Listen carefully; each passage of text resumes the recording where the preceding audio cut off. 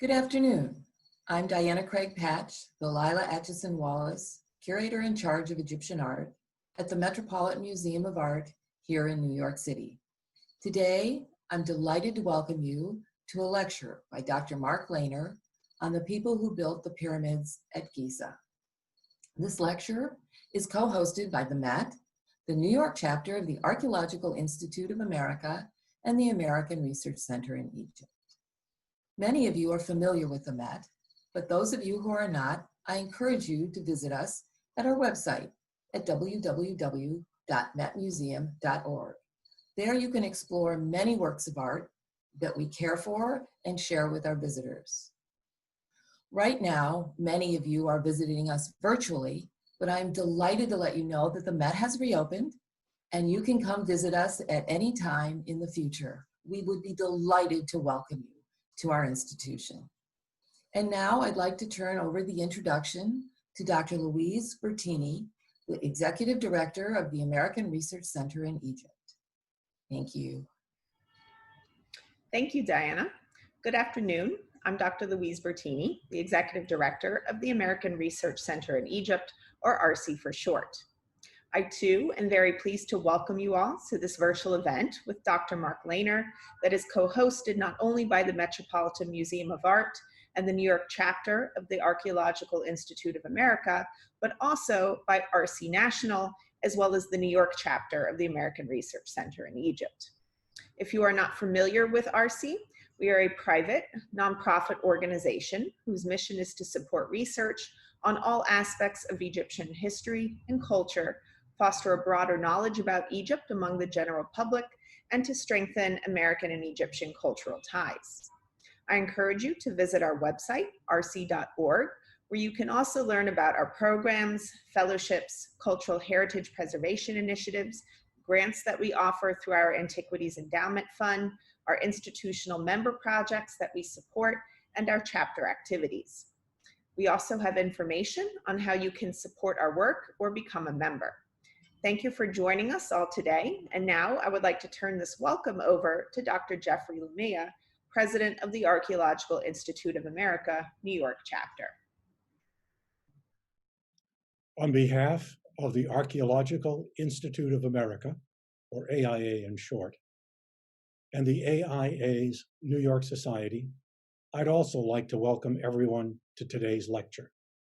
My name is Jeffrey Lamia, and I'm president of the AIA's New York Society.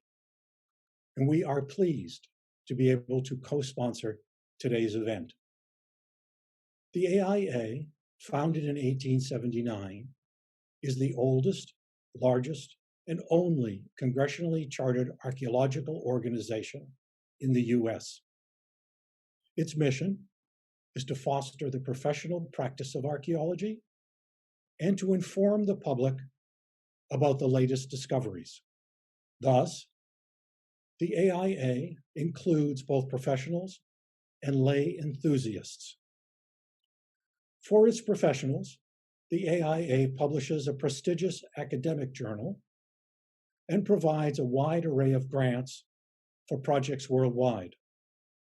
For the general public, the Institute publishes a magazine called Simply Archaeology, which reaches over 750,000 readers for each of its issues. Also, the Institute has over 100 local societies spread across the United States and Canada. For more information, please go to www.archaeological.org. Today's lecture is part of International Archaeology Day, or IAD in short, which celebrates the work of archaeologists around the world. IAD now encompasses hundreds of events in over 30 countries. Each of today's co-sponsors, the AIA, the Met, and ARCE, are doing exciting work to understand, explain, and exhibit the wonders of the human past generally, and especially about ancient Egypt. I would encourage all of you, especially in these difficult times, to support the work of these institutions through membership and financial assistance. Another distinguished organization deserving of your support is Ancient Egypt Research Associates, or AERA in short. Today's speaker, Dr. Mark Lehner, is the founder and current president of this institution. AERA is applying the most rigorous archaeological practice to illuminate the life of ancient Egypt. AERA, working with professionals from the US, Europe, and Egypt, is at the forefront of discoveries on the Giza Plateau. Dr. Lehner himself is perhaps the most noted archaeologist working on the Giza Plateau. He earned his BA in anthropology in 1975 from the American University in Cairo, and in 1990 received his PhD in Egyptology from Yale University. So today we are in for a real treat as Dr. Lehner gives us his thoughts about his and AERA's latest work. Please welcome Dr. Lehner. It's good to be with you today and to share some of our research here at the Giza Pyramids from the site of our research. I'm at the foot of the Giza Pyramids in the Ancient Egypt Research Associates Center. Out the window to my right is the Great Pyramid of Khufu. And well, it's good to be talking to you from what we regard as our research home base. It's also a little bit strange because this is the first time that I've ever shared a lecture with an audience by speaking to my computer screen. So that being said, of course, due to current conditions, it's still a good opportunity to relate to you how we think we know the people who built the pyramids and how we know. For me, this is kind of lifting the fog that surrounds the pyramids. It's true for me personally. I came to Egypt 46 years ago with foggy notions about the pyramids. I think for many people in the world, it's still an open question. Who built the pyramids, certainly how they built the pyramids, and when they built the pyramids, and of course, why. In fact, there really is a fog that surrounds the pyramids on many a winter morning in January, February, when the differential between the plateau and the moist Nile Valley is such that this fog envelops the pyramids so thick that literally you cannot see the Pyramid of Khafre from the Pyramid of Khufu. And then as the sun rises and it heats up the faces of the pyramids, the fog lifts like a veil, and there they stand bathed in sunlight. I use the fog metaphorically in relation to the questions that people wonder about. And what I'd like to share with you today is some of what we know and how we know about the people who built the pyramids.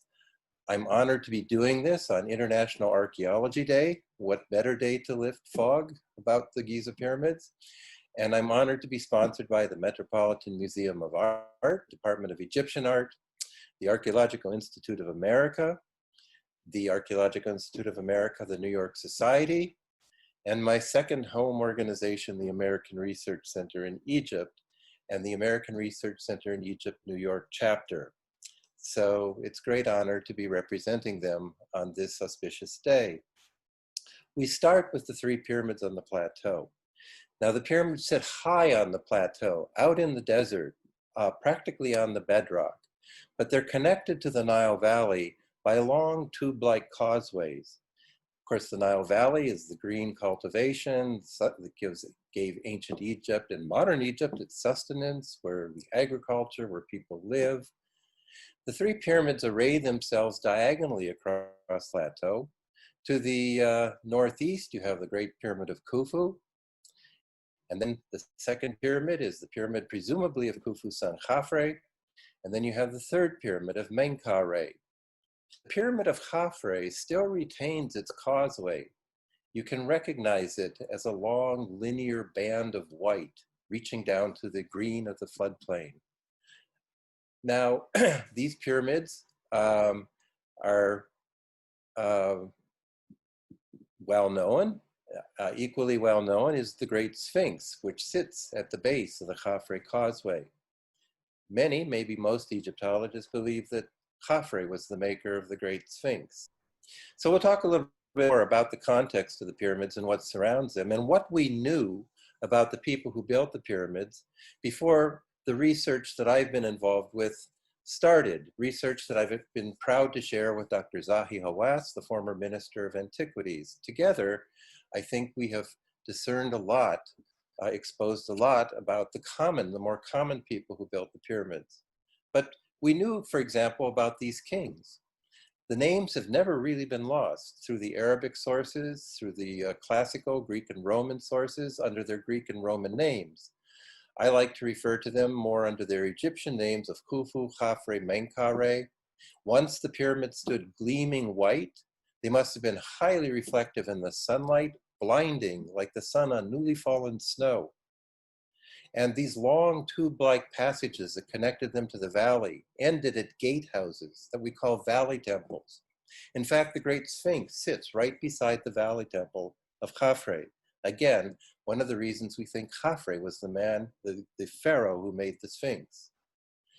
Both pyramids, all three pyramids, but especially the pyramid of Khufu, are flanked by huge tombs about the size of a modern duplex house called mastabas. Mastabas, the Arabic word for bench. At the bottom of the pyramid complexes in front of the valley temples, we think there were harbors. It's long been thought that, but only recently have we begun to actually find evidence of those harbors, both from texts and from archaeology. Now, it's good to get a context also in terms of time. The Great Sphinx and the pyramids date 1,200 years before Tutankhamun. In fact, we have evidence that Tutankhamun's great-great-grandfather was one of the first pharaohs to restore the Sphinx. The pyramids and the Sphinx date to Egypt's Old Kingdom, the first major efflorescence of Egyptian civilization. Generally, the Old Kingdom, the fourth dynasty of the Giza Pyramids, dates back to about 4,500 years ago. The other major period of pharaonic history is the Middle Kingdom. And it was a time of literature and basically the birth of the individual and existentialism. The New Kingdom is the time of all the pharaohs with such a high popularity rating, like Hatshepsut and Ramses, Tutankhamun and his forefathers. The New Kingdom was 3,343 years ago, Tutankhamun and his golden mask, for example. So these are immense spans of time when we think, that for us, George Washington seems ancient. He's one of the founders of the United States, and he lived only 220 years ago. So these are indeed immense spans of time. Now, we do know a lot about these kings in one sense. We have sublime statues of the Giza pyramid builders, the pharaohs who built the pyramids that convey the power and the skill of their artisans. We have fabulous statues of Khafre, especially the famous statue of Khafre seated on his throne with the Horus falcon enfolding his wings around Khafre's scarf, what's called the Nemi's headdress. It's a scarf like Tutankhamun's golden mask that's folded in a way that only pharaohs could fold their scarves. Horus, the falcon, the god of kingship, soars above all other living beings, is embracing Khafre from the back as a merging of identities. We have fabulous statues of Menkaure from his valley temple, where Menkaure shows himself with the goddess Hathor, probably his wife or his mother, in the guise of the goddess Hathor, just as he was an incarnation of the god Horus. So, in one sense, we know what these pharaohs look like, but do we? I like to point out to even my colleagues that no, we really don't know what they really look like. If they reigned, any length of time, say up to 20, 30 years, they must have been fairly elderly. Many of these pharaohs at the end of their reign. And yet when we look at these statues, we can see that they all have the bodies of adolescent Olympic champions. And so these are idealized images. We don't really know what they look like. We know about some of their technology from many years of excavation. For example, the great cedar ships of Khufu, 2 of them found on the south side of his Great Pyramid, and the massive stonework of the tombs and temples all convey the engineering and the technical sophistication of the people who commanded the building of the pyramids. When we look at the plateau from above, we can see that the diagonal on which the pyramids array themselves is very accurate. The southeast corners of all the pyramids touch on one diagonal line. They were very careful at their alignments and in their surveying, so we can appreciate some sense of their technical and engineering achievement, even before any excavations that I was involved with, or that of Dr. Zahi Hawass. Now, a lot of what we know comes from the cemeteries. These great mastaba fields, mastaba again is the Arabic word for bench. These are big rectangular tombs about the size of a house duplex, as I said. We have 3 Queens pyramids to the east of Khufu. And these cemeteries to the west and the east of the Great Pyramid, and rock-cut cemeteries to the east of the Khafre Pyramid and the Menkaure Pyramid, these have given us so much of the information that we know about the Egyptians who built the pyramids. From the tombs, we have artwork from their chapels. We actually have portraiture, like the portrait of Ankaf, now in the Boston Museum of Fine Arts, from one of the largest mastaba tombs of all time, and one of the largest tombs at Giza. Ankaf was an overseer of all the king's works. He may have been in charge of part of the building of the Great Pyramid towards the end of Khufu's reign.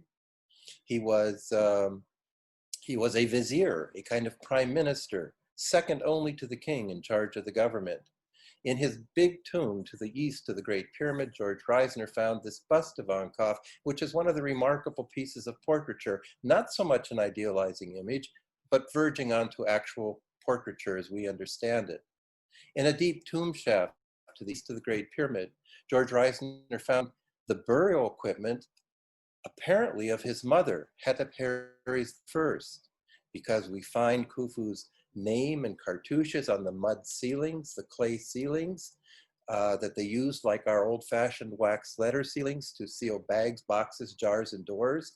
And in this tomb, which was cut into the bedrock, some 90 feet below the plateau, George Reisner found the ceilings of Khufu, and he found the furniture of Hetepheres, mentioning her husband, Snefru, Khufu's father. We know that from the king lists and other evidence. But there was so much that we didn't know.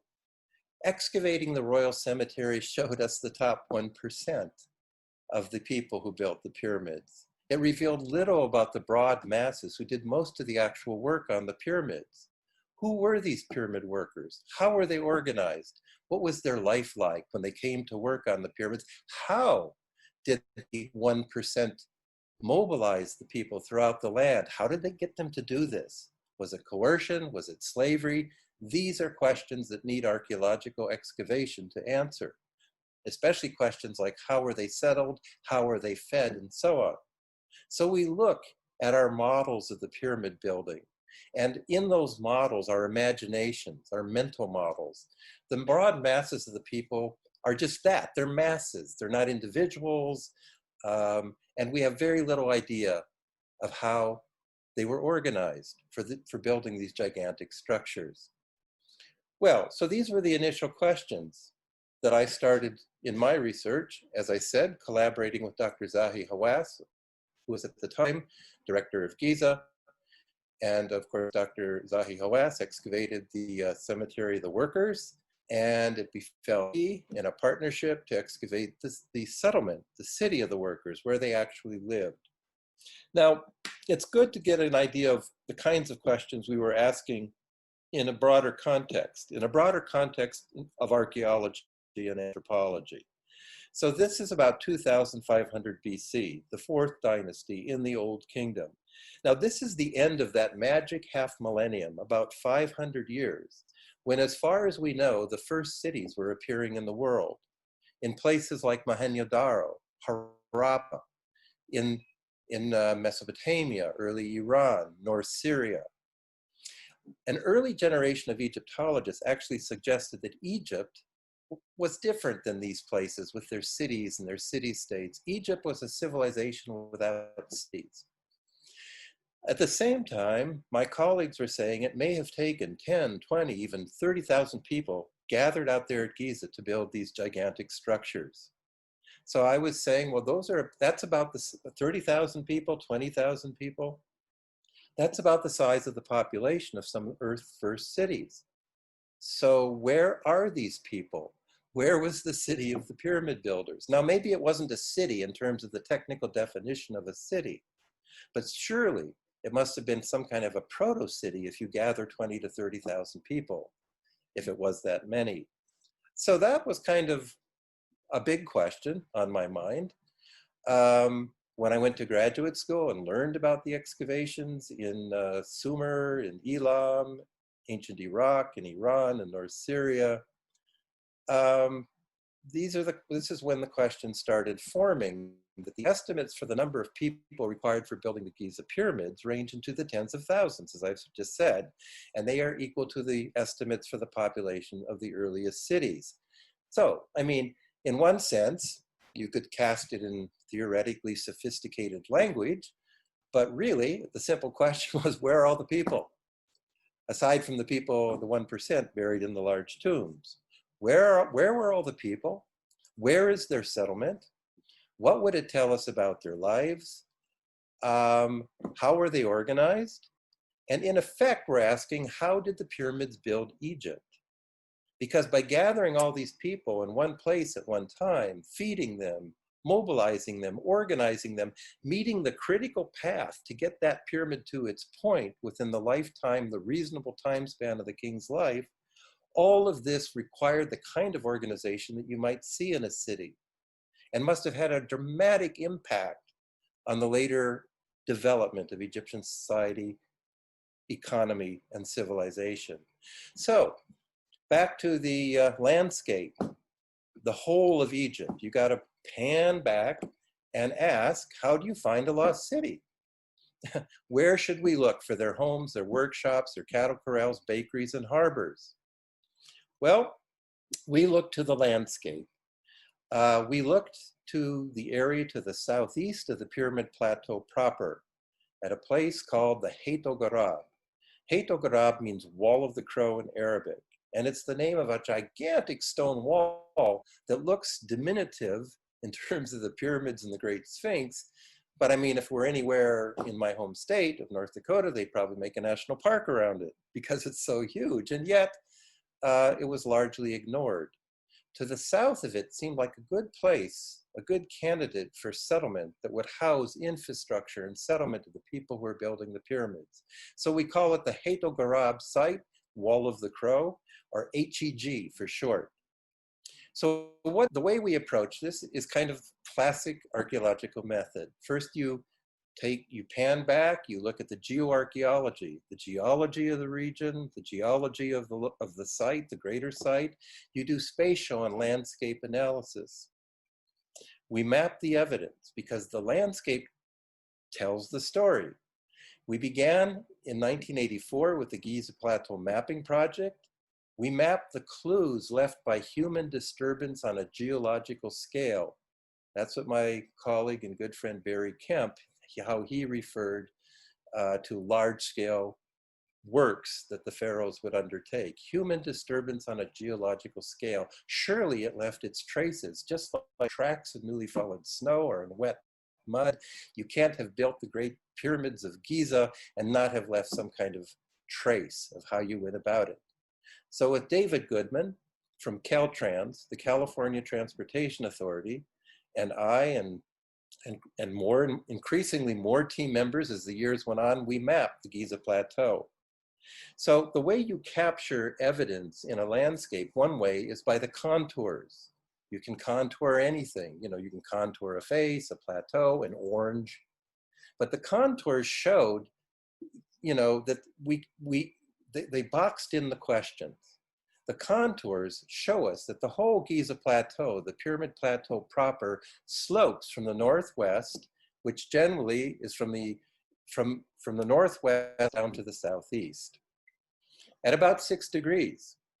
Now, the Pyramid Plateau proper is called the Mokattam Formation. It's limestone, which is sedimentary rock, was laid down in the Eocene period. And it was one continuous sheet of rock before the Nile, before the Proto-Niles and the pre-Niles cut the Nile Canyon, which is Egypt, through this sheet of rock.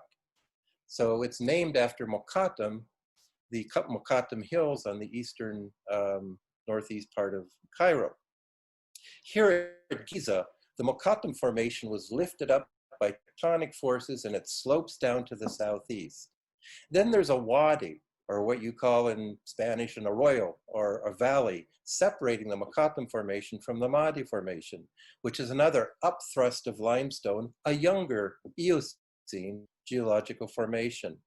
Well, just that big slope to the whole pyramid plate, the whole pyramid plateau, is itself a big clue that this begins to tell us something.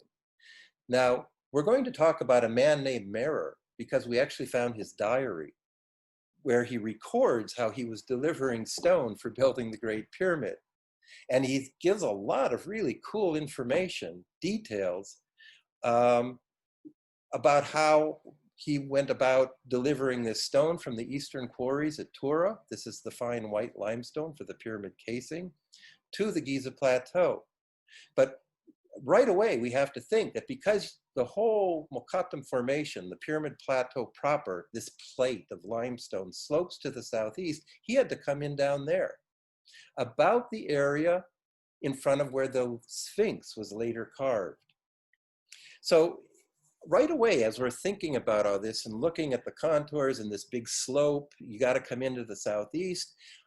All the rest of the rest of the rim of the Mokattam Formation is a steep cliff.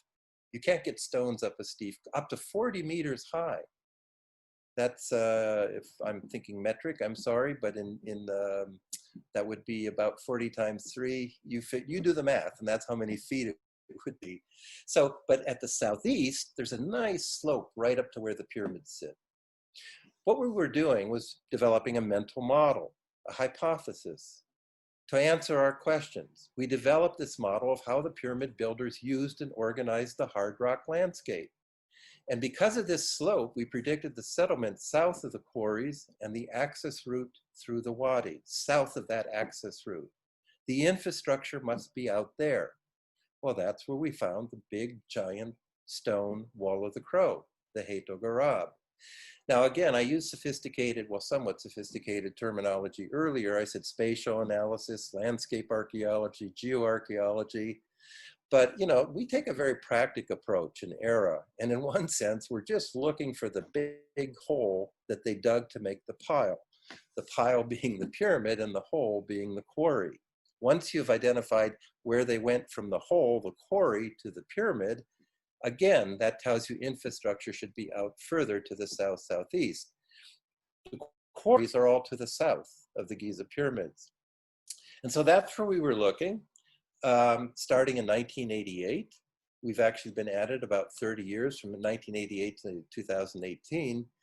We were finding the lost city of the pyramids. We call it that without too much hyperbole. I mean, because frankly, people weren't asking this question, where is the city of the pyramid builders, and much less finding the city itself. So we've been working now for about 30 years south of the Wall of the Crow. And it's one of the most satisfying things in my career to have looked at that big slope of the Mokattam Formation, to look at the geomorphology, to look at the shape of the landscape, read the story, and the story is saying you should look out there to the southeast. When we actually went out there to start digging in 1988, really picked it up in 1999 in what we call our marathon project. Yes, indeed, there was the infrastructure, there was the city. AERA, my organization, has now been working 30 years on this site. So we've really drilled down. I mean, there are archaeologists who, for good reasons, work in a site, work in a place, and then fold up there and go on to do other research in another site, another region even.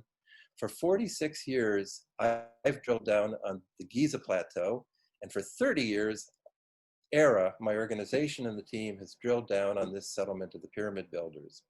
We've excavated the site called el-Jarf. We've exposed, salvaged really, 7 hectares of settlement and infrastructure. And what we have found can be taken as a footprint of the state, where it stepped down for about 80, 85 years and walked on after the 4th dynasty, after Menkaure failed to finish his pyramid. And then the next dynasty, the 5th dynasty, moved on to Saqqara and Abu Sir, about 14 kilometers south of Giza. So by 2004, we had mapped, we had mapped the el-Jarf site, the 7 hectares. We had mapped what we call the gallery complex. It's 4 blocks of galleries separated by wide streets. These 4 big blocks they look precociously modern, like city blocks. Altogether, they extend 150 meters, a football field and a half, to the south of the Wall of the Crow. They once attached to the end of the Wall of the Crow, which is like a big boundary to these galleries. All around the gallery complex, we were finding bakeries by the dozen, where they bake bread in huge outdoor bakeries, which I will show you in just a sec. To the east, we found the eastern town. In plan, it looked more like a modern, a traditional village, like more what you would expect settlement to look like. We weren't expecting these big galleries, so orthogonal, laid out in streets. The streets themselves are 5.25 meters wide. That's unprecedented in Egyptian settlement archaeology. They actually had a bedding of white crushed limestone, similar to the way we put down a bedding for an asphalt street or highway. They were paved not with asphalt, but with very compact mud. They have drains running down the center. It looks like true municipal infrastructure. But to the east, we had the eastern town, where small houses, small urban estates, little granaries, little hearths and kitchens. To the west, between a modern soccer field and the escarpment of the Wadi Formation, we had what we call the western town of large houses, which were attached to the gallery complex. And to the southeast, we had the Royal Administrative Building, this huge building that's poking out from the north end of the soccer field. It's definitely royal. We called it administrative because we were finding just so many ceilings. And when you find ceilings with high-ranking titles, including the titles of the kings, their names, officials, it tends to signal to archaeologists working in the Near East administration. So we called it the Royal Administrative Building, or RAB for short. Now, these galleries were curious. I hope my good friend and colleague, Barry Kemp, who is sort of Mr. Town and Settlement in ancient Egyptian archaeology, doesn't mind me telling the anecdote of when we just had the gallery complex and we were walking around it together. We now had discerned the outlines of it. And I said, what do you think, Barry? What does this look like to you in terms of what we know from Egyptian settlement archaeology? And he said, it looks alien. We had never quite seen anything like this before. Now I have to explain that how we were seeing it. We were seeing it by scraping down the surface of the ruins. Everything on the map was covered by about 4 meters of clean sand that came down before the New Kingdom. Even probably much of the sand had covered this site before the end of the Old Kingdom. When we moved the sand, much of it had been turned over by the modern stable owners who have horses and camels for the local tourist industry. They would come and take that nice clean sand, put it on the floor of the stables for the camels and the horses and the donkeys. And then when they cleaned the stables, they would kindly bring the sand back with its new inclusions. So with my friend Zahi Hawass, director of Giza and the Giza Inspectorate, we collaborated on removing this contaminated sand, and we even removed some of the clean sand. And when we did so, we came down to the mud mass, which was very compact, solid, hard, and the sand diggers didn't dig into it too much. some backhoes and machinery had dug into it, but because it was so hard and compact, almost like cement. When we scraped the mud mass, we could see the outlines of the walls without doing much excavation. And that's because once the settlement had collapsed, it must have been a tremendous rubble mound. Forces of erosion then cut the settlement and blew the material away.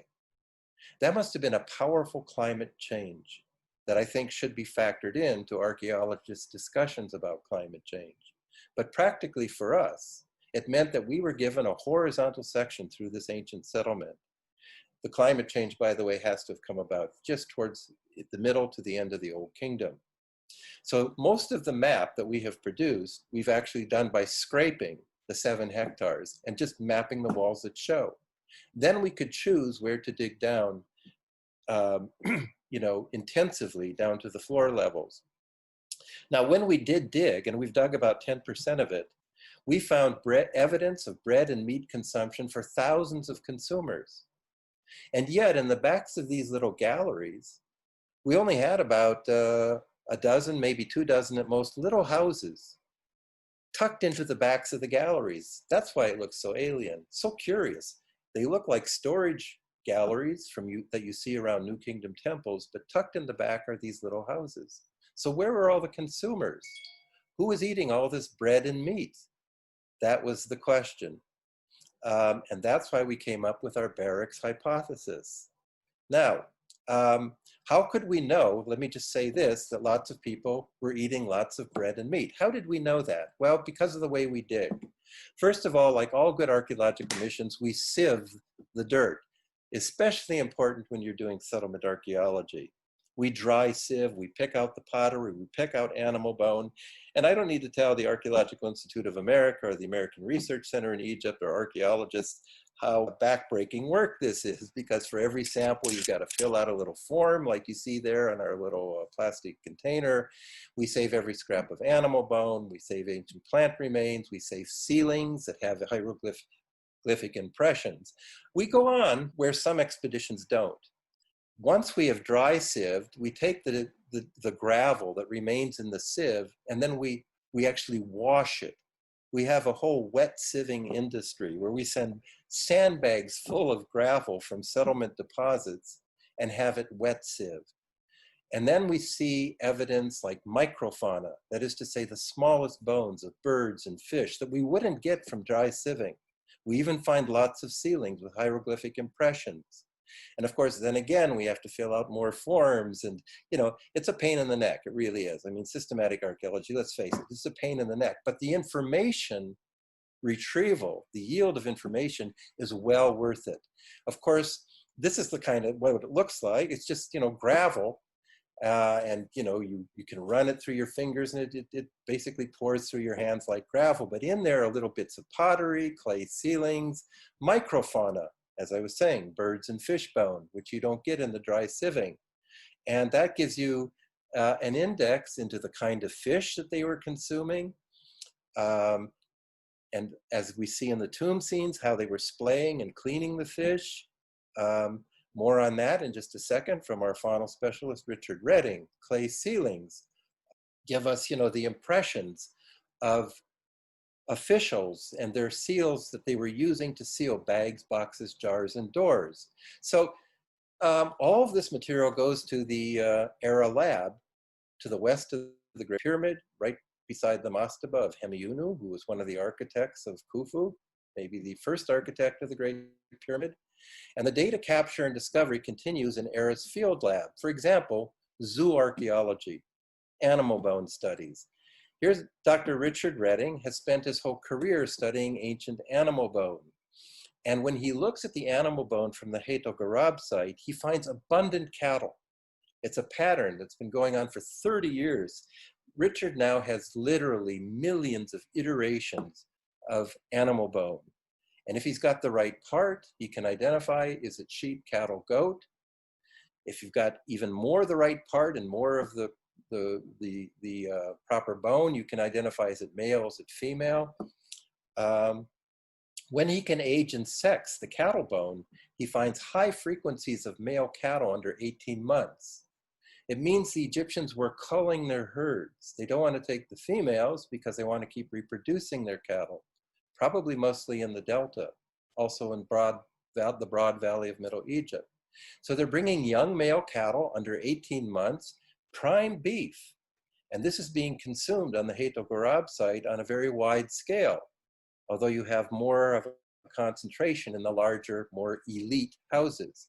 But Richard estimated that 11 head of cattle and 30 sheep and goat per day were enough to feed a few thousand people if they ate meat every day. Now, until more recent times with supermarkets, which are very abundant here in Egypt now, and freezers and so on, traditionally in the Near East, people ate meat on special occasions, feasts, Thursday, Friday, the weekend, the Islamic weekend. So to have this abundance of meat consumption is really remarkable. Of course, Richard is basing his conclusions on certain statistics and based on our 10% sampling of the site and so on. But we also have bakeries by the dozens at the Hayt el-Ghurab site. This is an intensification of production. They didn't have Wonder Bread factories. They didn't have big bread producing factories. But what they were doing is taking the household bakery and they were expanding it and even taking the household bread mold.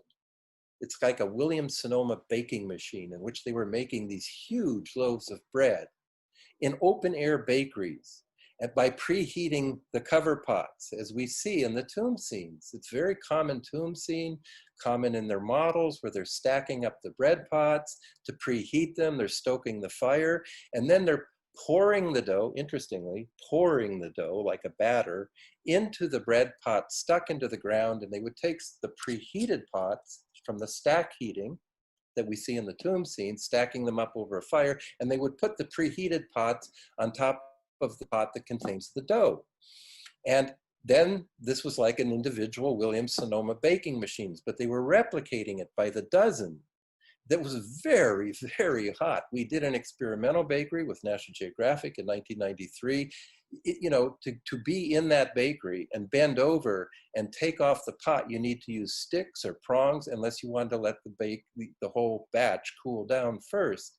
But it was very intense, hot experience. It's kind of like leaning over, the burgers and franks, when you're barbecuing on Memorial Day or Labor Day. You just can't do it. So this was a very intensified production, and they're expanding the household way of baking many, many, many times over for building these giant pyramids.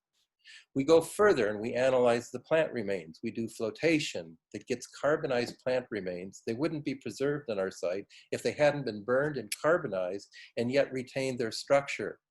Here's Dr. Wilma Wetterstrom from the Harvard Botanical Museum, who's also AERA's art and science editor, trained archaeobotanist. She and Claire Mallison, our archaeobotanist right now, who's at the American University in Beirut, they find lots of emmer and barley. They don't find much of our bread wheat. Our bread wheat, which is Triticum aestivum in Latin, is very glutinous, long stringy gluten molecules. So we get a nice soft crumb and a crispy crust.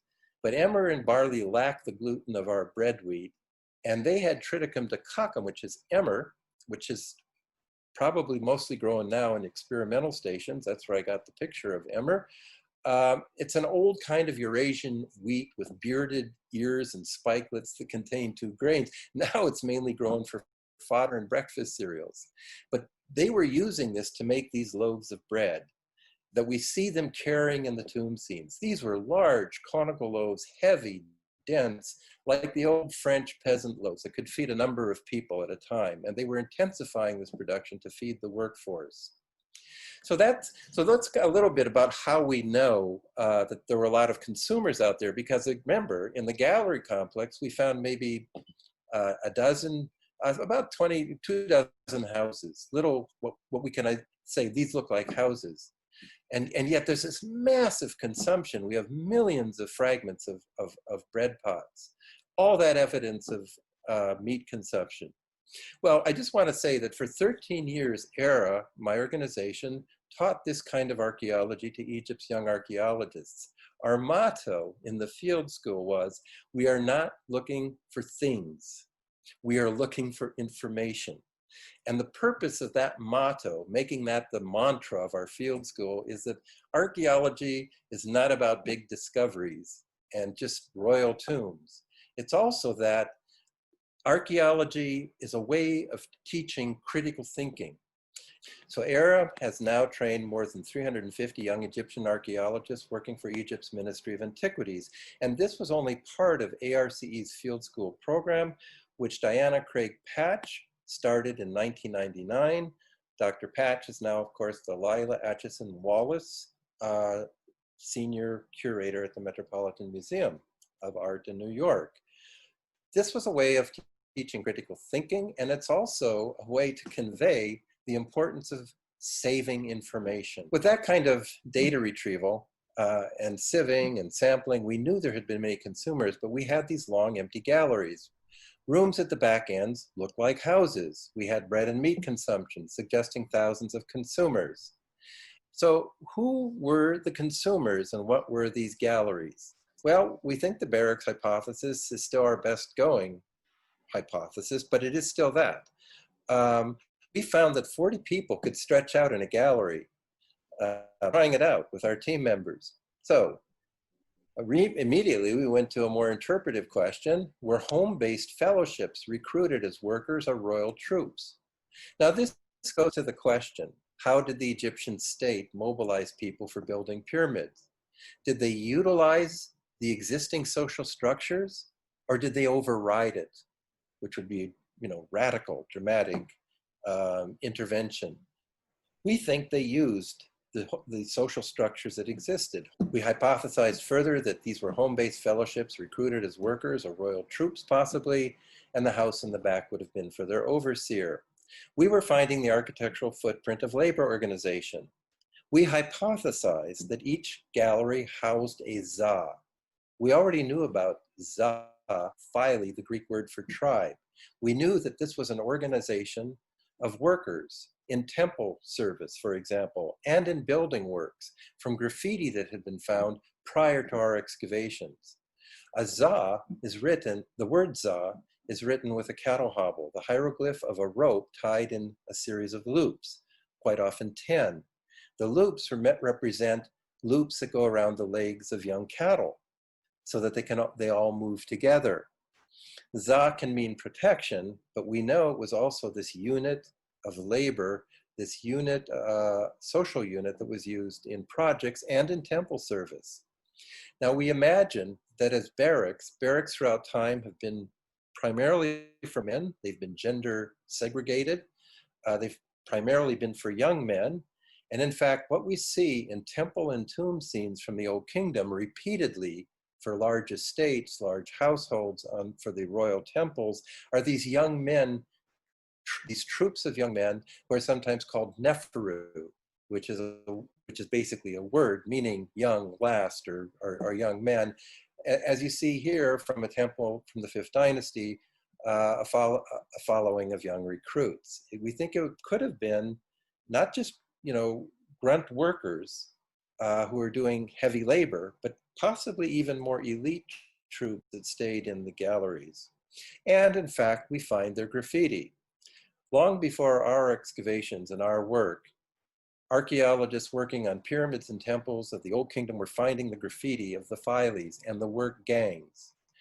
The phyles, plural, za'u, are organized, apparently 5 of them, into gangs. For royal works, administrators assigned one of 4 and then later 5 za names to the young men of a gang. So we find these 5 repeated in royal projects through the Old Kingdom. You find the great, or imiweret, relates to the part of a boat called starboard. There is tawer, or Asiatic, which relates to the port or larboard part of a boat, organization of a boat. You have the waj, the green or fresh phyle, which may relate to the bow or the prow, and the little, the negus, which relates to the stern. Now the last phyle is named Imi Nefret, which means zero or last, or like we just saw, Nefer is a word, Neferu is a word for young men, but there's no certain equivalent to the parts of a boat. These phylae are organized into gangs, and we find examples, for example, in the temple of the pyramid of Menkaure, where there is a gang, the drunkards of Menkaure. The green are fresh phylae, followed by a za sign, a stylized rope tied in the loops. And then there is a sign in one of the graffiti for Upper Egyptian Nome 17. So you find other examples of gang and phylae names where there's also what Egyptologists call a division marker. And these seem to be geographical locations. Altogether, this is called an upper gang. Upper is the word for gang in ancient Egyptian. Now, it was interesting that George Reisner found the graffiti translated the drunkards of Menkaure on one side of the third pyramid temple, and on the other side of the same temple, he found the friends of Menkaure, as though these gangs are in competition. We hypothesize that 40 people, 40 young men, belong to a za, or a phylae, based on what other Egyptologists had written about the labor organization on the graffiti, and that 40 of these people could fit into one of our galleries. The unusually thick walls of these galleries, they were 1.57 meters thick, and the galleries are only 4.7 meters thick. So these are unusually thick walls, may have supported double springing arches. That's why they're so thick. Günter Heindel, an architect who specialized in ancient Egyptian mud brick architecture, reconstructed vaulted galleries that rose nearly as high as an American Great Plains barn. But these galleries were a third of a football field long. This is actually my grandfather's barn in North Dakota before it burned down. These galleries being that tall, not that wide, but third of a football field long, these were truly extraordinary structures. And we believe that the gallery complex was a precociously early institutional building for pulsing people. You know, that we reconstruct on the basis of evidence that there was an intermediate level, a kind of loft, that they rose up some 21 feet with arches. They filled in between the arches, creating a broad terrace on the roof where, like modern roofs in more traditional village houses, they could have put fuel, hay, wood, goats, and had a more open, less restricted experience than when they're all kind of rank and file laid out in a gallery. This was a precociously early institutional building for pulsing people, along the lines of our modern hospitals, schools, prisons, hotels, or barracks. And they're reaching for this precocious modernity in terms of this architecture that for that period was unprecedented in order to build these fabulous structures like the Great Pyramid of Khufu. In the lab, we have more evidence about the nature of this institutional building. That back house area at the back of each gallery, the very rear rooms may have been open like a caboose, or like, you know, the back porch on an English house. And there we find all kinds of ash and charcoal hearths and fireplaces where they were doing the cooking, presumably for the group, the za, the team that was ensconced in that gallery. When our charcoal specialist, Dr. Rainer Gerisch from the Free University of Berlin, analyzed thousands of fragments of charcoal, he could easily see the difference between wood like Nile acacia, which is very common, on the basis of the microscopic cellular structure. Nile acacia has a kind of Swiss cheese, porosity, pore structure. Then he started finding olive. Now, olive is not thought to have been grown in Egypt until much later times, at least maybe the New Kingdom, possibly not until the Ptolemaic period, the last several hundred years BC. So what was olive wood doing in the backs of these galleries if it was a common workers' town? Because olive was imported from Lebanon at this period, or from the Levant, the general area of what is now Israel, Jordan, Lebanon. Why were they burning olive wood back there? First, Reiner found the olive wood, and then Claire Mallison, our director of archaeological science, who's at the American University of Beirut, she actually found what could be olive pits.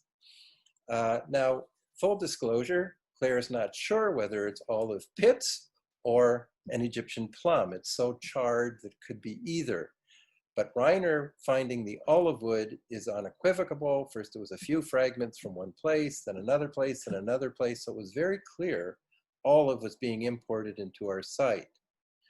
At the same time, Dr. Anna Virginska from Warsaw University was finding combed ware, special pottery with a kind of textured surface. It looks like somebody ran a comb over the surface of the pot before the clay was hardened and dried, and then fired it very hard so it clinks like stone or glass. We were finding combed ware from the Levant, and we know that these were pieces of jars, loop-handled jars that we have found complete examples in the tombs, and that they use these jars for resin, wine, for importing olive wood. And one archaeologist who specializes in the Levant, Ezra Marcus, called them the specialized commercial maritime containers of their time, rather like the Roman amphora of the Roman period. So when we looked at the Het el Grab site as a whole, and we started plotting where we were finding combed ware and where we were finding olive wood, we were finding it here and there throughout these blocks of galleries. And again, why were we finding what should be luxury imports among a common workers' town? Many people refer to our site as the workers' village or the workers' town, but why? Why are they enjoying what we assume were the luxury products? When we take Reiner Garisha's results for cedar, pine, oak, and cypress wood in the charcoal, we find it's even more abundant throughout the galleries. Now we could compare these galleries to ports that were being found on the Red Sea, like Wadi Gawasis, a Middle Kingdom port, and other ports where they were finding cedar wood that was being reused from ships who were plying the Red Sea on journeys to Punt and to Sinai, and they're trimming the wood ships, they're taking the ships apart, they're using some of the wood that's encrusted from being used in seafaring as fuel on their fire, as planking in the floors of what are their rock-cut galleries on the Red Sea ports. And we started thinking, maybe we should be thinking of our site in terms of it as a port as well, because we were finding products from the Levant, and Giza is logically the home port of what Levantine archaeologists called the Byblos Run. There was so much commerce between the Old Kingdom pharaohs and Byblos, which was north of Beirut, that at certain points it almost looks like Byblos might have been an Old Kingdom colony. That's where they were going to get the cedar wood and the olive oil and the resin, and possibly as well their wine. And in fact, our combed ware has been sourced to just that area around Byblos by Mary Ownby and Anna Wojcinska. Other products were also coming in from south of Egypt, via Aswan at the southern border of Egypt, and from Sinai, as we'll see, via the eastern Red Sea desert routes. And so all of this must have been coming into the Het el Grab site at Giza. Therefore, we began to think of a lost port city of the pyramids, not just a lost workers' town. And we know, of course, of the fabulous boats of Khufu. Those are ritual funerary ships. But just to the north of the Wall of the Crow, in that delivery area, there must have been fleets of different kinds of barges and boats, seafaring boats, Nile barges bringing granite from Aswan. And I began to think of our site as the major Nile port of its time, as well as the footprint of an expeditionary force. That is to say, they're organizing the workers at Giza the way they would organize an expedition to any distant place like Sinai or Byblos or far to the south to grab materials from the south of Egypt. So, and then we began to wonder, well, do we find any parallels? Is Giza totally exceptional? Did they ever do this again? Would we find Het el Grab-like sites at other at the locations of other pyramids? Or was it just an exceptional time, Khufu, Khafre, where they did things that they never did again? We started seeing parallels at another Red Sea port, Wadi el-Jarf. And through the work of our good colleague and our good friend and colleague, Pierre Tallet and Gregory Marard, they were finding galleries at a port of Khufu on the Red Sea, considerably south of Ain Sukhna at the site called Wadi el-Jarf. They were finding galleries in a big comb-like building, albeit it's not as formal as our galleries, because the people who are going out to the Red Sea port at Wadi el-Jarf, it's episodic. It's not permanent for up to 85 years, possibly, the way the Hayt el-Garab site probably was. But this, we started hearing about 2012.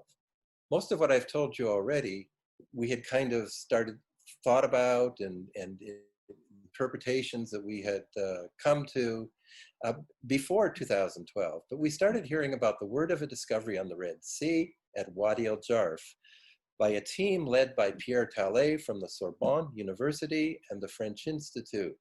They found this port of Khufu, and they found galleries cut into the cliffs. Now, our galleries are made out of mud brick walls, but these are rock-cut galleries. Every gallery looks a little bit like an Amtrak train parking garage. And it's in these galleries that they stored the parts of ships that they would compose when they wanted to go south to Punt, or when they wanted to go to the east to Sinai, more probably to the east in the case of Wadi el-Jarf, to get copper. When they would leave, they would plug the galleries with huge blocks of limestone, not unlike how they plugged the pyramids. Early in their work, Pierre Tallet and his team found opera gang names of Khufu. But more than that, in the plugging of the galleries and between the big blocks, they actually found some papyri that were left behind. These are the Wadi el-Jarf papyri. It's an amazing find. I couldn't believe my ears when I first started hearing the press reports. But pretty soon, Pierre Tallet and I were sharing information, and I think it was a process of mutual inspiration and insight. I was more the benefit than my good friend Pierre. But some of the papyri that Pierre Tallet and the Wadi el-Jarf team found were, I believe, 50 centimeters long, 80 centimeters long, and they contained logbooks, and the most extensive which was the Journal of Merer. Now, Merer was an official. He was called an inspector, sehej, in ancient Egyptian. And the more I read about what Pierre Tallet and his team were finding and the contents of these papyri, the more we started to see a match with the Hayt el-Garab site and the barracks hypothesis. Now, for example, Merer, in his logbook or his journal, begins entries for many days, Inspector Merer, together with his filey. Pierre Tallet estimates on the basis of their grain rations and other criteria that the filey was about 40 men. Pierre Tallet made that estimate independent of our estimate of how many men could be in a gallery. And it probably was men, as I say, gender segregated. So the 40 people, and our estimate was based on, the filey membership in temple service and so on, and other criteria, other papyri like the Abu Sir papyri that predate the Wadi el-Jarf discoveries. So that was kind of interesting. Now, Merer also recorded at the bottom of some of his log entries the hieroglyph for the second nome, the second district of Lower Egypt.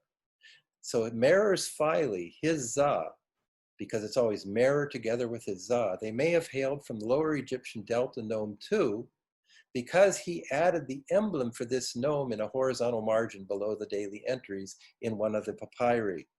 Again, this suggests it's a home-based fellowship, that Merer is recruited as an inspector, a sehej, a team leader, and he brings his own guys with him from his hometown in Nome 2 of Lower Egypt. There's even more correspondence. At one point, Merer and his home-based fellowship says that he's working at the dike of Khufu. In fact, he's working at the dike of Khufu under the high official Ankaf, whose bust we saw earlier in the talk.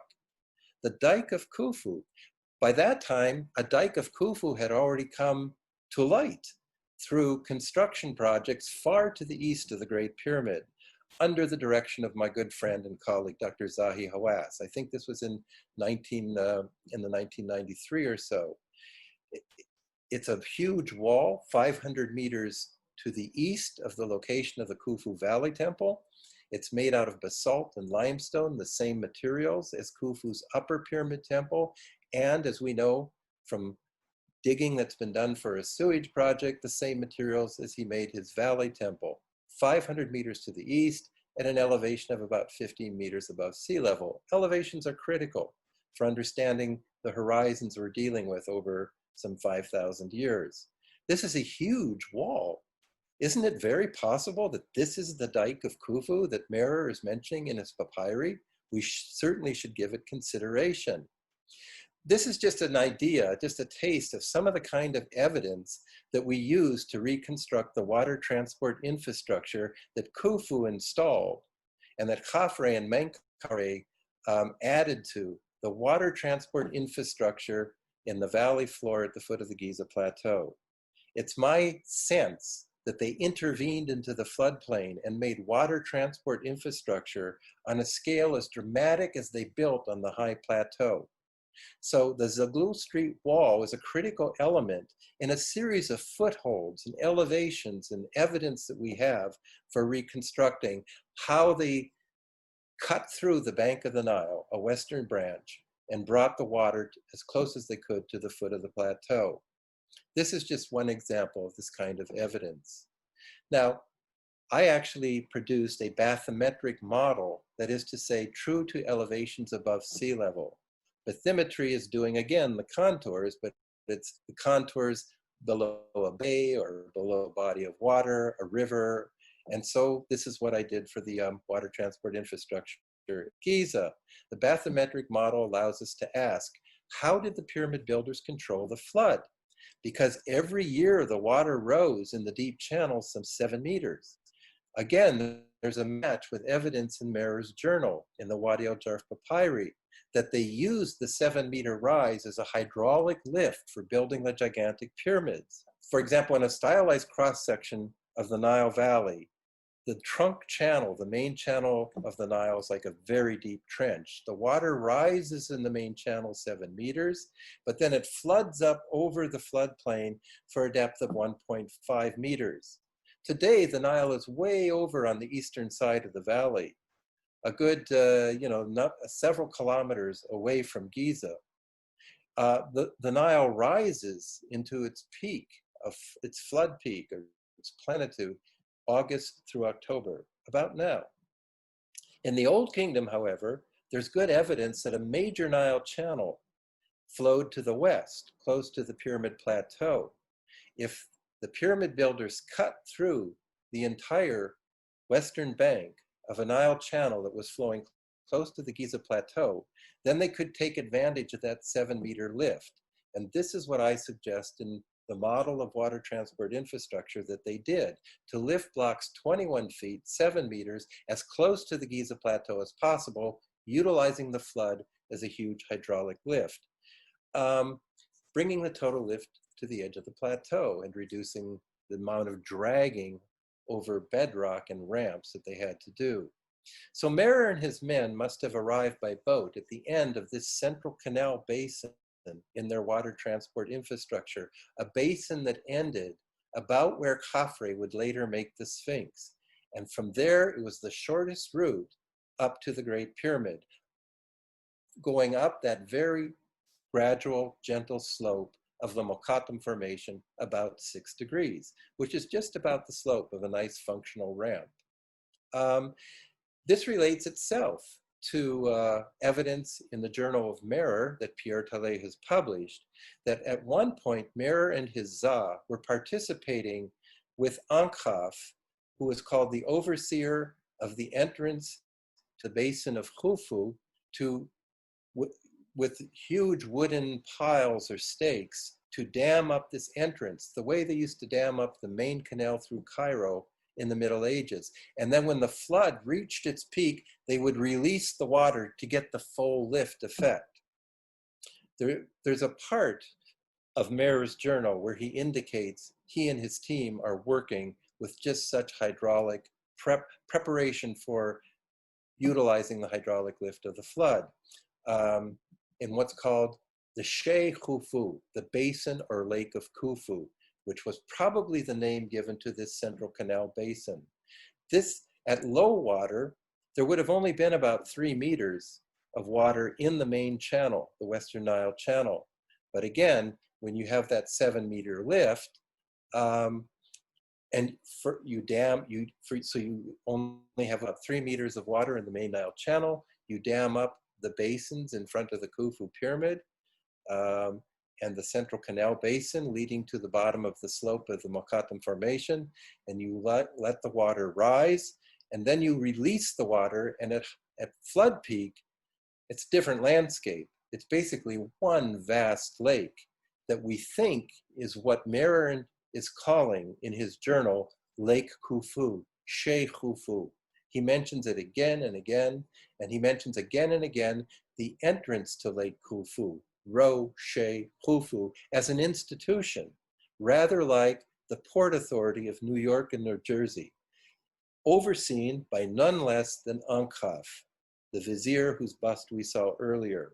Because imagine, you have copper coming in from Sinai, you have timber, olive oil, wine coming in from the Levant, resin, you have granite coming in from Aswan. Surely this was like the Port Authority of New York and New Jersey, where everything was kept track of with the same meticulous mindset that we see in Mehr's journal.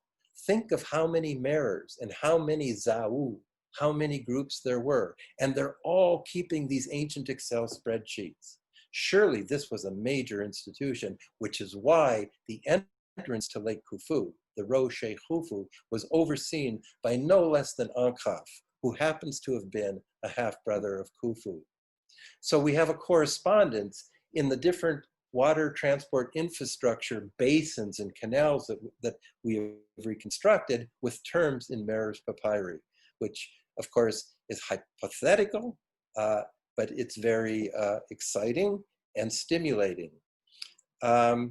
There's more detail, but I will leave it to you to read about it in Pierre Tallet's publications, where Mehr takes different routes, depending whether he's coming from the quarries on the north or the quarries on the south, into the Khufu, the Lake of Khufu. And there's another basin, She is the word for basin or lake, Achet Khufu, which is the name of the Great Pyramid, the horizon of Khufu. And then again, this Khufu seems to be an important institution overseen by Al-Jarf, who became the vizier itself. Now, I just want to leave you with this. The Wadi el-Jarf papyri that Pierre Tallet has published, the Journal of Mehr, but also other papyri, more fragmentary, that Pierre Tallet is about to publish, both sets of papyri mention a city, determined with the hieroglyph for city, Ankh Khufu, Khufu lives. It seems to have been a palace city on Khufu's waterways because we have mentions of a palace, and this is forthcoming. Even before I knew this from my good friend and colleague Pierre, we were wondering about the palace on the Hayt el-Garab site. Why? Well, first of all, the papyrus that's forthcoming is Papyrus D. I believe Pierre Tallet has been speaking about this at public conferences and so on. And it could be another logbook of a man named Dedi, who is possibly Mehr's boss. That is to say, Dedi is the head of Mehr's Fili and the 3 other Fili of the 4 that existed at the time. In this palace city, Ankh Khufu, Khufu lives. But about our own thinking of the palace, again, independent of the Wadi el-Jarf papyri, but now sort of congruent with it, we've been thinking about the palace and because of that RAB, the Royal Administrative Building. Most of what we've found dates to the reigns of Khafre and Menkaure, builders of the 2nd and 3rd Giza pyramids. But underneath all of this, there's an older layer. I know, it's daunting. We've mapped the 10 football fields, about 7 hectares of settlement, and there's an older layer underneath. What do we do? Example is under the RAB, the Royal Administrative Building. We know this was a vast storehouse of Pharaoh. We have excavated the north end of the royal building. We have these huge silos, about 5 cubits in diameter, 2.6 meters, and silos which probably stored grain, a true storehouse of Pharaoh. And the administrative offices with all the ceilings that we found all go under the soccer field. In collaboration with our Egyptian colleagues, the Ministry of Tourism and Antiquities and the Giza Inspectorate, it looks like soon we'll be able to remove the soccer field, a new one has been built, and excavate under the old soccer field, which covers much of the royal building. The soccer field is now derelict and ready to be removed. But we know this storehouse of Pharaoh, as you see, as we see it, dates to the time of Khafre and Menkaure, but there is this older phase, and that's what we want to look into next. What we have found is a dump from the older phase where they demolished and refurbished this older royal building in the time of Khafre. From that older dump, from the older layers of that dump, which we think date where ceilings of Khufu have been found, we found a ceiling for another name of the palace, Setepza. Now, it's Za again, the cattle hobble, the rope tied in loops, but it's Setepza. Setep means chosen, choice, or chosen. This was one of the terms for palace in later times. It's well known as a term for guarding. For example, in tomb scenes, you see men carrying furniture, sandals, items from the hunt, and they are called setepza, the chosen phyle, the chosen za. But it's also a word for entourage, guarding. And so it's used as a noun and as a verb in the Old Kingdom. For example, I did duty as setepza of the Pharaoh, in the Pharaoh's entourage, guarding the Pharaoh. In the Wadi el-Jarf Papyri, in a particular day 24, Merer mentions that he and his men joined those who are on the registry of the setepza. In other words, it's not just any old za, it's the za, the setepza, the chosen phyle. But it was thought that this was not a term for palace until 800 years later in the Middle Kingdom. We found a ceiling in the older phase of the old city dump from the Royal Administrative Building, we think, which has setepza with the house determinative. So it is it is being used here as a term for palace. It's more the paramilitary part of a palace, perhaps, probably. So we know that setepza figures in other royal scenes, like of later pharaohs, like Pepi II, where he's hunting a hippopotamus, tying it up, harpooning it, and the scene is actually labeled in the setepza. So it's Pepi II with his entourage in the setepza. But our ceiling is the oldest writing of setepza as palace. And this brings me to where we are right now, sitting here at the foot of the Giza Plateau, waiting to begin research on this phase, the older phase, looking for the possible palace on our site. We have now relit the spotlight on our palace hypothesis. Years ago, 30 years ago, we started the Hayt el-Garab excavations, and I had the palace hypothesis that the Wall of the Crow with its huge gate is the wall and gateway to a palace. But then the gallery complex didn't look like a palace, nor did the bakeries, and nor did the eastern town or the different parts of the site. And now, from the Wadi el-Jarf Papyri, we are getting evidence of a true residential palace called Khenu in Egyptian to the north near Khufu's Valley Temple. And yet I wonder, are we like the 7 blind men and the elephant, looking at, say, a palace city like Versailles and seeing only parts of it? And could our site not only be a royal port city, but in fact have been the setepza of Khufu and later Khafre? So there's still a lost city at Giza. There's still a lot to look at. Primarily the rest of that royal building under the soccer field. We know as sure as Egyptologists know things, when they tend to like to depend on text, that there was a city determined with a Niyut sign, a city once called Khufu lives. And so I'm asking you, stay tuned, watch for more from our French colleagues, Pierre Tallet and his team from the Sorbonne and French Institute. Watch for more from the Wadi el-Jarf Papyri. More is coming. But also, watch for more from AERA's excavations. So that's kind of a summary, and to bring you up to date, I feel like I'm more connected to you now, even though I'm speaking to my computer. But I just want to leave you with this, that I hope our work helps lift the fog that has too long surrounded the Giza Pyramids, and that it sheds some new light on the subject. I want to say a special thanks to all my colleagues at the Ministry of Tourism and Antiquities, especially Minister of Tourism and Antiquities, Dr. Khaled El-Anani, Chairman of the Supreme Council of Antiquities, Dr. Mustafa El-Waziri, the Director of Giza, Ashraf Mohi, and I mean, all our colleagues in the ministry. None of this would be possible without them. And as for AERA and our financial support, there are just too many to acknowledge. The American Research Center is certainly chief among them, but I want to say thanks to our many AERA members and supporters. And please join us at aeraweb.org. Put it in your browser and you'll be at our site. Thank you. It's been a pleasure to be with you virtually. Thank you, Dr. Lehner, for a very informative and exciting lecture. And to everyone who is listening in, thank you very much for joining us.